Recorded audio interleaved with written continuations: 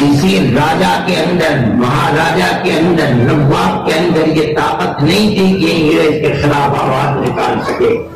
اس بوریا نشین آدمی نے سب سے پہلا اعلان کیا، اس کی سزا بھگتنی پڑی۔ انگریز نے ان کی جائیداد، ان کے مدرسے، ان کی مسجد کو فروخت کر دیا، انہیں شہر سے نکال دیا، انہیں زہر دے دیا جس سے ان کے جسم کے اوپر سفید داغ پڑ گئے۔ مگر اس انسان کے اندر کیا آگ تھی کہ یہ سب کچھ برداشت کیا، 1 انچ قدم پیچھے نہیں ہٹا۔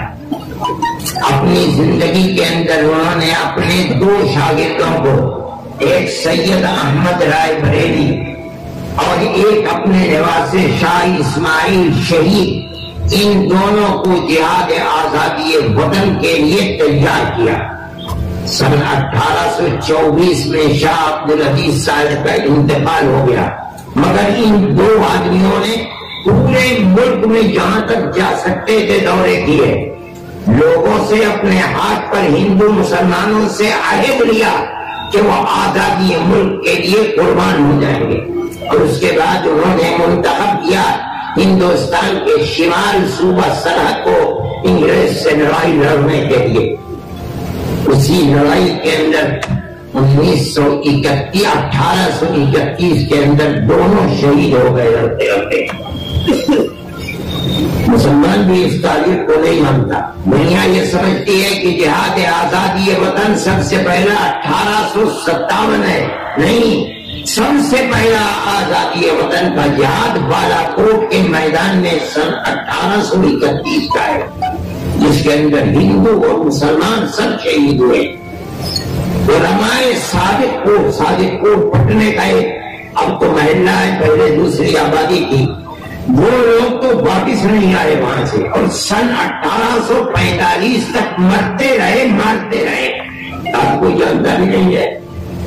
جو لوگ وہاں سے واپس آ گئے تھے، یہاں آ کر انہوں نے پھر تیاری کی اور مکمل 26 سال تک تیاری کر کے ہندو اور مسلمان کو اکٹھا 1857 میں دوسرا جہاد کیا۔ اس میں اس مدرسے کی بنیاد رکھنے والے حضرت نانوتوی رحمت اللہ علیہ، حضرت مولانا رشید احمد صاحب گنگوئی بھی شریک تھے۔ مولانا رشید احمد صاحب تو گرفتار ہو گئے اور کسی کو یہ امید نہیں تھی کہ وہ زندہ بچیں گے، پھانسی دے دی جائے گی، مگر اللہ کی حکومت ہے، وہ زندہ بچ گئے۔ جب وہ باہر نکلے، ابھی تک دارالعلوم کا کوئی وجود نہیں تھا، جب وہ باہر نکلے اور عام معافی کا اعلان ہوا تو یہ دیکھا کہ انگریز کے لوگ گلی گلی کوچے کوچے گھوم رہے ہیں، باپ انگریز کی دشمنی میں شہید ہو گیا، بچے یتیم ہیں، گھر میں کچھ نہیں ہے، بچے بھیک مانگ رہے ہیں، ماں اپنی عزت و آبرو کی حفاظت کیے ہوئے گھر میں بیٹھی ہے، انگریز ان کے ہاتھ کو پکڑتا ہے اور کہتا ہے کہ بچہ ہمیں دو، ہم اس بچے کو مفت پڑھائیں گے، مفت لکھائیں گے، مفت کھلائیں گے، اس کو کپڑا دیں گے پہننے کے لیے، اور اس کو عالم بنا کر کے گورنمنٹ کی ملازمت دیں گے۔ اور ماں یہ سمجھتی ہے کہ میں مر رہی ہوں، میرا بچہ تو کھائے، اپنے پیٹ کو بھرے گا، وہ چھوڑ دیتی ہے۔ ان لوگوں کے اندر غیرت تھی کہ وہ بچے جن کا باپ انگریز کے لیے قربان ہو گیا، جان دے دی، انگریز ان کے بچوں کو اپنا وفادار بنانا چاہتا ہے۔ انہوں نے 1857 کے بعد 9 سال کے بعد ہی 1866 میں دارالعلوم دیوبند کی بنیاد رکھی اور کہا کہ بچہ ہمیں دو۔ انگریز کہتا ہے کہ ہم پڑھائیں گے، ہم لکھائیں گے، ہم کھلائیں گے، ہم پلائیں گے، ہم پہنائیں گے۔ ہم کہتے ہیں ہم مفت پڑھائیں گے، مفت لکھائیں گے، مفت پہنائیں گے، مگر اس کا باپ انگریز کا دشمن تھا، ہم اس کے بیٹے کو بھی ملک کی آزادی کے لیے مجاہد پیدا کریں گے۔ یہ ٹھیک ہے، انگریز تو یہ کہتا تھا کہ ہماری حکومت میں سورج غروب نہیں ہوتا، صحیح کہتا تھا۔ یہ تو فقیر لوگ تھے، ان کے پاس تو کچھ بھی نہیں تھا، یہ تو بوریے پر بیٹھ کر کے اللہ اور اس کی کتاب کا سبق لینے والے تھے، ان کے پاس کیا چیز تھی؟ انہوں نے اپنی پوری قوم کو لگا دیا اور قوم کو یہ سکھلایا اور پیغام دیا، اگر مدرسہ زندہ ہے تو تمہاری آنے والی نسلیں زندہ رہیں گی، اگر یہ مر گیا تو تمہاری نسلیں مر گئی، اس کی مدد کرو۔ آج 150 سال سے زیادہ ہو گئے، اس ایک دارالعلوم سے دنیا میں ہزاروں دارالعلوم پیدا ہو گئے اور کسی ملک سے ایک پیسے کی مدد نہیں دیتے، پوری قوم کو اس پر لگا دیا۔ یہ آج کی بات نہیں ہے، 200 سال سے قوم اسی کے اوپر لگی ہوئی ہے۔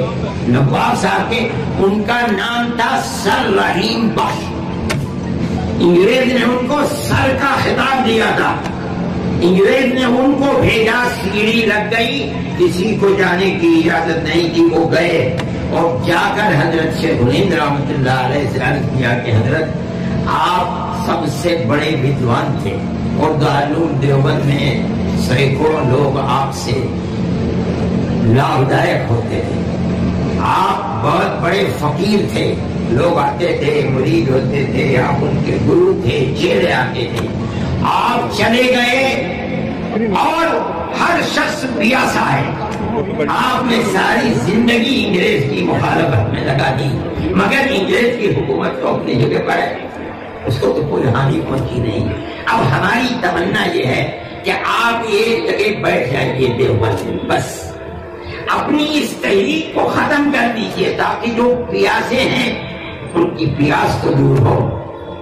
جب وہ کہہ چکے اپنی بات تو شیخ الہند بڈھا آدمی جس کو مالٹا کی سردی نے ختم کر دیا تھا صبر کے بیٹھ گیا اور کہا کہ آپ اپنی بات کہہ چکے، جس زمین میں انگریز کی حکومت ہے میں آیا ہوں، مجھے جینا تو جینا، اس زمین میں مرنا بھی پسند نہیں ہے، میں تو صرف اس لیے آیا ہوں کہ میں اعلان کروں کہ انگریز کی غلامی حرام ہے۔ اور رحیم بخش صاحب اگر میرے پیروں میں طاقت نہیں رہی اور میں بوڑھا ہو گیا ہوں تو میں ایک چارپائی پر لیٹ جاؤں گا اور اپنے شاگردوں سے کہوں گا کہ میری چارپائی کو اپنے کاندھوں پر اٹھا کر گاؤں در گاؤں لے چلے اور میں اعلان کروں گا انگریز کی غلامی حرام۔ یہ آگ تھی ان لوگوں کے اندر، یہ وہ آگ تھی جس نے اس ملک کو آزاد کیا، ان کے شاگردوں کے اندر وہی آگ دبی ہوئی تھی۔ شیخ الہند کے نام کے لیے یہ کالج کچھ بھی نہیں ہے، دارالعلوم اور ساری دنیا کے اندر ہزاروں دسوں ہزار مدرسے، میں کہتا ہوں 50,000 مکتب اور مدرسے وہ شیخ الہند کو زندہ رکھنے کے لیے کافی ہیں، صرف اس لیے کہ وہ لوگ جنہوں نے ملک کو آزادی دلائی ہے اپنے آپ کو قربان کر کے، لوگوں کے نام کے ساتھ اس قدر میں سمجھتا ہوں کہ لوگ تاریخ کو جانتے نہیں، اس میں آپ کو مدد کرنی چاہیے۔ شیخ الہند نے اپنے جانے سے پہلے اپنے شاگردوں کی ایک لائن لگا دی، حضرت مولانا مفتی کفایت اللہ صاحب شیخ الہند کے شاگرد ہیں، حضرت مولانا حسین احمد مدنی شیخ الہند کے شاگرد ہیں، عبید اللہ سندھی شیخ الہند کے شاگرد ہیں، جن کے دلوں میں آگ تھی، افغانستان، روس، ترکی اور کہاں کہاں ہو کر کے جہاں گئے وہاں انقلاب پیدا کیا۔ یعنی علماء کا وجود انہیں کے دم سے سب سے پہلے صدر جمعیت علماء کے مستقل حضرت شیخ الہند جب وہاں سے واپس تشریف لائے 1920 میں تو دلی کے اندر جو اجلاس ہوا اس میں حضرت شیخ الہند کو صدر بنایا گیا اور اس کے صدر وہی تھے اسی جلسے کے، لیکن 12 دن کے بعد ان کا انتقال ہو گیا۔ میں یہ کہتا ہوں کہ یہ دارالعلوم کی تاریخ ہے، مولانا حسن رحمان سواری، مولانا بشیر بھٹا، مولانا حسین احمد مدنی، یہ وہ لوگ تھے اور فقیر لوگ تھے۔ میں کہتا ہوں شیخ الہند اتنا بڑا لیڈر اور مولانا ابوالکلام آزاد یہاں آ رہے ہیں ان کی زندگی کے اندر، سرحد کے گاندھی وہ آ رہے ہیں، گاندھی جی آ رہے ہیں، بیٹھ رہے ہیں، انہوں نے آ کر کے اپنے آپ کو فقیر بنا کر کے رکھا۔ آج ان کے قبریں جا کر کے دیکھو، ان کے خاندان کے اندر اگر اینٹ گر جاتی ہے تو اس اینٹ کو رکھنے کی طاقت نہیں ہے۔ آج جو لوگ سیاست میں 40-40 کروڑ میں بک رہے ہیں، پارلیمنٹ کے ممبر 1-1 ارب میں بک رہے ہیں، یہ وہ فقیر تھے جو چلے گئے اور کچھ لے کر کے رہ گئے۔ ملک پر قربانی ان کا اپنا جذبہ تھا. ان کے جو شاگرد رہے مفتی کے بارے میں مکان بھی نہیں ہے, ارے مدنی کچھ بھی نہیں ہے, چھوڑ کر کے رہے.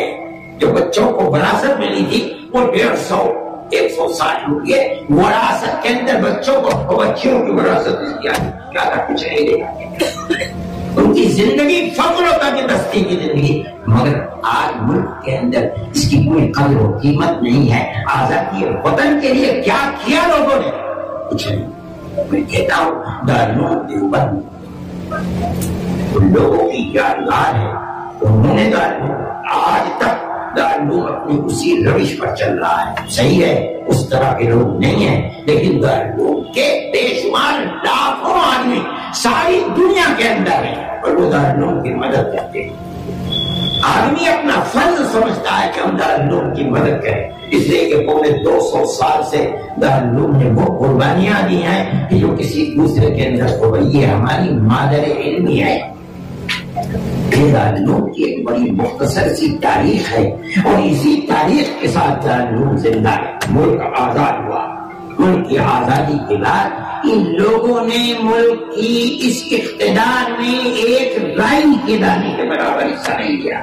جس طرح سونے والا ایک کروٹ پر ہوتا ہے اس کے بعد دوسری کروٹ لے لیتا ہے, اسی طرح ان کا حال تھا. ملک آزاد ہوا, رات اور دن ملک کی آزادی کے لیے قربانی دے رہے تھے. جیسے آزاد ہوا اعلان کر دیا کہ آج سے ہماری جماعت جمعیت علماء ہند خالص مذہبی جماعت ہے, ہمیں اقتدار میں شرکت کی کوئی حوث نہیں ہے.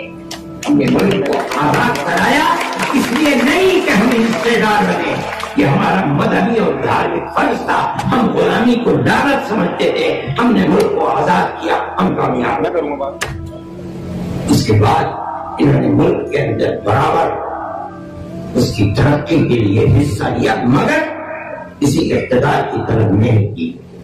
ملک کے اندر نفرت کی سیاست کا دور دورہ رہا, ملک میں فسادات ہوتے رہے. سب سے پہلا فساد جبل پور کا فساد تھا. اس کے بعد تو پھر فسادات ہمارے جاننے میں 20,000 سے زیادہ فسادات ملک کے اندر ہوئے, جس کے اندر 50,000 مسلمان اور ہندو شہید ہو گیا. ہم آج بھی یہ سمجھتے ہیں کہ جس طرح پیار و محبت کے ساتھ ہندو اور مسلمان نے مل کر ملک کو آزاد کرایا ہے, یہ ملک اگر زندہ رہے گا تو اسی پیار و محبت کے ساتھ زندہ رہے گا.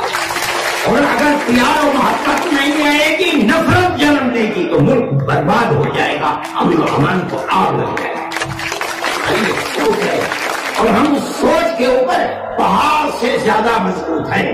ہمارا ایک نظریہ ہے, ہم ایسے لوگ نہیں ہیں کہ ادھر سے پیسہ لے لیا ادھر چلے گئے, ادھر سے پیسہ لے لیا کیا. اللہ ہمارے ملک کے سب بسنے والوں کے دلوں میں پیار و محبت کو پیدا فرمائے, اللہ نفرت کی سیاست کو ختم فرمائے. جس طرح ہم سینکڑوں نہیں ہزاروں سال سے گاؤں در گاؤں آپس میں پیار و محبت کے ساتھ رہتے چلے آئے ہیں, اللہ ہماری اس پرانی تاریخ کو زندہ فرمائے, پیار و محبت کو پیدا فرمائے اور الفت کو پیدا فرمائے.